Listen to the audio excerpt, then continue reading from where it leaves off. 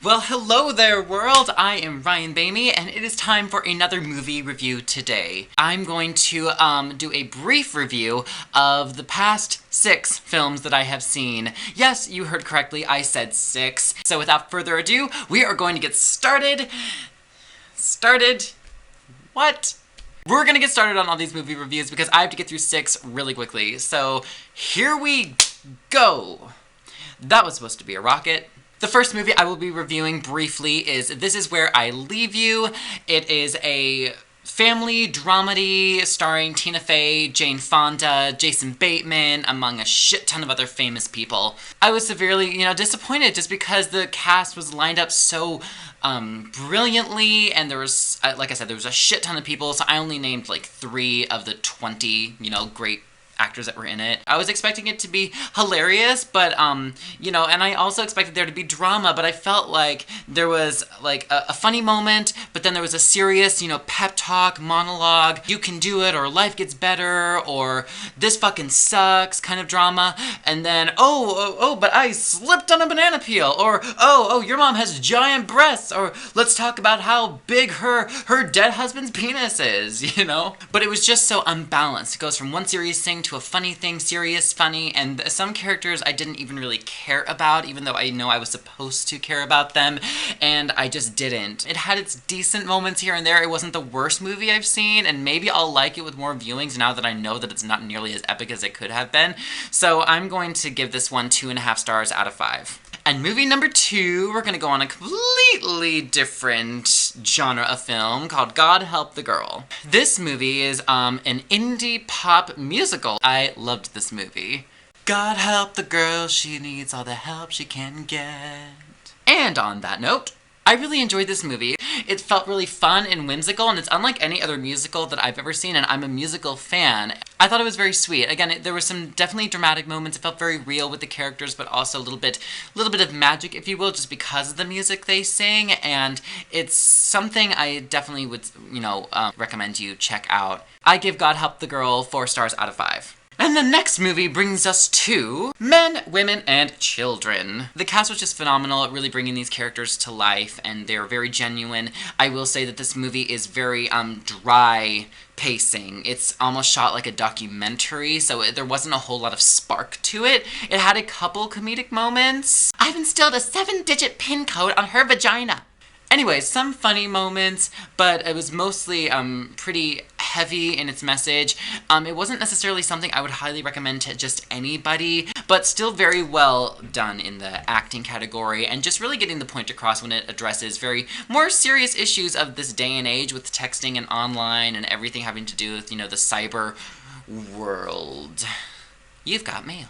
I will give this movie 3 stars out of 5. Movie number 4 brings us to The Skeleton Twins. Let's get together, yay.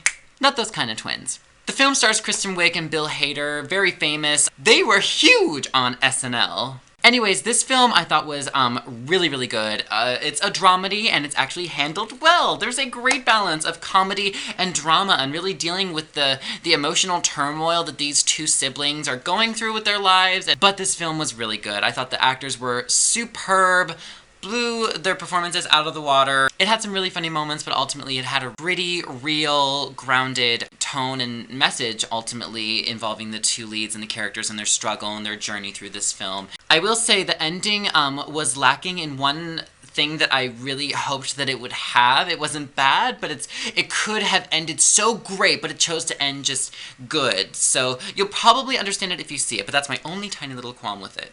I give The Skeleton Twins 4 stars out of 5.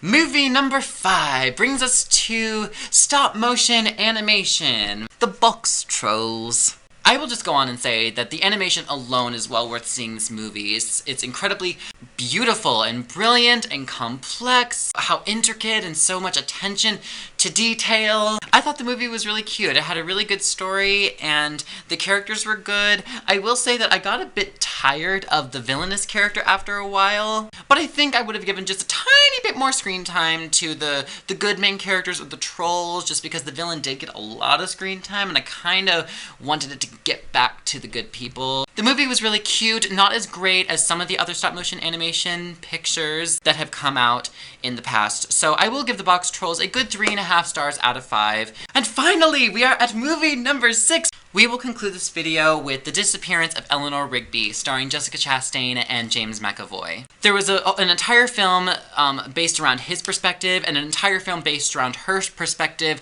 The film that I saw is a combined, recut film about both of their perspectives. The trilogy is called Him, Her, Them. I saw Them. Anyways, I thought this film was actually really good. It was definitely very dramatic, and I connected with the leads on this one. I will say that I'm very curious to see the other two films strictly from their personal perspectives, because I hear that once you see both of their different perspectives, it really paints the bigger picture even better than this combined recut version. Everyone was great in their performances. I want to learn more about it. The ending it was a very vague ending. I wasn't quite sure how to perceive or interpret what happened, which can go 50-50 whether or not I love that. But it was emotional, I was intrigued, I was involved with these characters, and the romance was beautiful. It had me aching, it did make me cry. I'd say this film was a job well done. In the end, I give The Disappearance of Eleanor Rigby 4 stars out of 5. Huh, and we made it! Phew, I'm not even sweating. I hope you guys enjoyed these little mini movie reviews. If you did enjoy it, give it a thumbs up, subscribe to my channel. Thank you for watching, and until next time, bye for now, you fabulous people.